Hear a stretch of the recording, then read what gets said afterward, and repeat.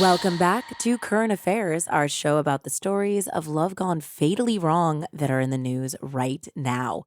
We start today with a quick and we have to say, grimly satisfying update. You might remember us telling you the story of Timothy Bleefnick. He was the husband and father who had at one point gone on Family Feud. And he said that saying I do was the biggest mistake he had made at his wedding. On February 23rd, that very same wife, Rebecca, was found gunned down in her home after having failed to pick up her kids from school. Timothy was arrested and charged in March. A couple of weeks ago, his trial began, and we are happy to report that he has been convicted. He hasn't been sentenced yet, but hopefully this brings Rebecca's family some measure of closure. Moving to today's main case, this story basically confirms every bad thing that people might have told you about online dating 20 years ago. 47-year-old Melody Sasser is a Tennessee woman who seems totally normal in so many ways. She likes to hike. She was an environmental compliance specialist. She worked a job to get by at the Pilot Flying J truck stop. And when it came to love, like so many of us, she turned to a dating app to find a match. In her case, it was in fact Match.com. One of the men she met was named David Wallace. David was an Air Force veteran and Department of Energy emergency manager. David and Melody had become hiking buddies, with Melody reportedly helping David with an Appalachian Trail hike, making him reservations at hostels and rest points for him, as well as looking after his car while he was away. It's not clear from the criminal affidavit if there ever was a real romantic relationship between Melody, who again was in Tennessee, and David, who lived in Birmingham, Alabama. Things went haywire, however, when last fall, David let Melody know that he was getting married to someone else. Melody did not take it well. Her first response was telling David, "I hope you both fall off a cliff and die." And honestly, her actions just got so much worse from there. Melody began stalking David's fiancée and then wife, Jennifer, using the fitness app Strava, which is connected to her Garmin watch. This allows her to track Jennifer's whereabouts and patterns. At one point, she showed up at David and Jennifer's house unannounced. Jennifer also found unexplained damage to her car and received numerous threatening and untraceable phone calls. But then it got even wilder. Melody used what one would have to say is considerable, if widely misplaced, energy into finding a dark web crime marketplace called the Online Killers Market. The site offered various criminal services ranging from kidnapping to extortion to disfigurement by acid attack to sexual violence to, you guessed it, murder. The site offered a forum where prospective clients could ask questions of the hitman for hire and then could create an account where they would be able to submit an order for their precise requirements. From there, the market would provide them a quote and assign them a killer. Much to Nathaniel, my husband, who has a crypto podcast chagrin, the Online Killers Market used Bitcoin as its means of exchange. In early January of 2023, a user named Katri exchanged a number of messages with the administrator of the Online Killers Market.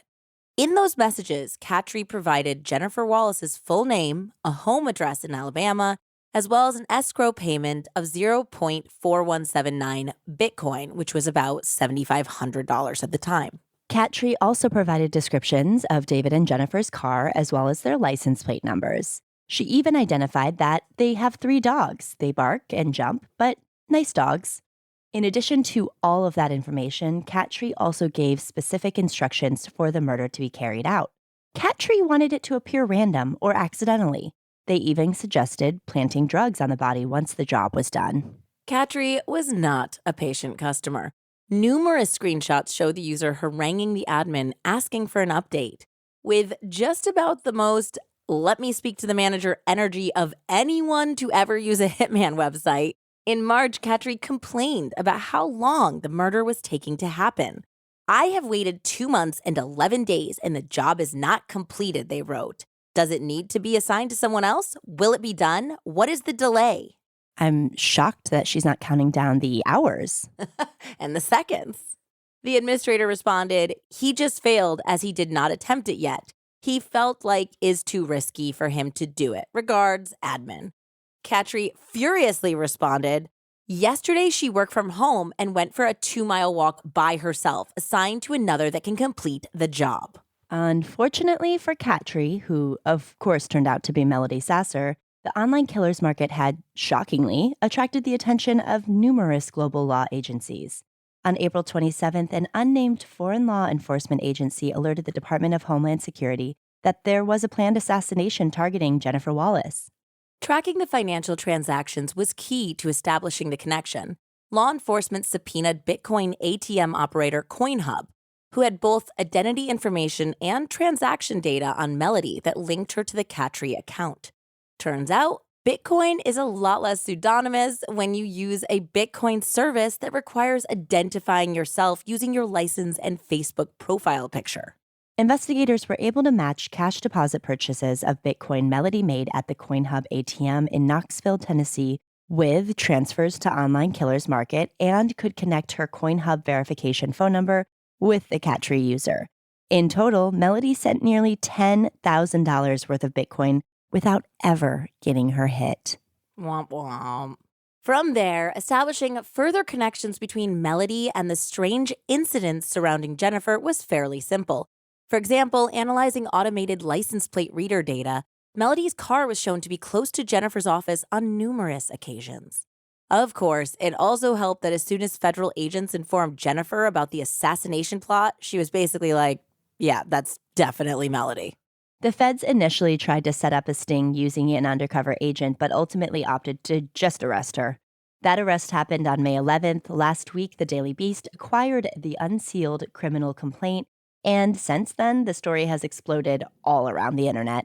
Now, one extra spicy detail of the whole story is that many speculate that Online Killers Market isn't actually a Hitman marketplace at all, but simply a scam to relieve some murderous sleazeballs of their Bitcoin. In January of this year, another woman was arrested for something quite similar. 43-year-old British citizen Helen Hewlett became infatuated with her 50-year-old colleague, Paul Belton. The mother of 5 was working with Paul at the Linda McCartney Vegetarian Food Factory. When he rejected her, Helen used an anonymous browser to search. I'm actually kind of impressed that she used an anonymous browser. Right? Yeah. To search the dark web, and also came across the Online Killers Marketplace. She would go on to transfer more than 22,000 pounds to the site, along with all of Paul's information, saying it's vital it looks like an accident. I feel like the Online Killers Marketplace really planned for SEO with that name. They're like, what's going to be the first thing when you Google the dark web that comes up? Online Killers Marketplace. It's perfect. It's perfect. Surprise, surprise, the hit never happened, and police were able to identify and find Helen because she used a Coinbase account, which again requires full identity verification to use its services, to send the ill-intended Bitcoin to the seemingly fake Hitman marketplace. Of course, we here at Love Murder do not condone financial scams, whether they're related to crypto or otherwise. But I gotta say, Andy, it doesn't completely break my heart that this scam seems to be just relieving murderous people of their cryptocurrencies. I'd say in this case, it's good they don't have a Yelp page, so. 1 star for Online Killers Marketplace. They have not killed the person I have paid them to I have yet. waited too long. Well, we're glad that Jennifer is safe, as well as Paul Belton. And this was really a ride this week. Yes. Until next time, I'm Jessie Prey. And I'm Andy Cassette, signing off for Love Murder Current Affairs.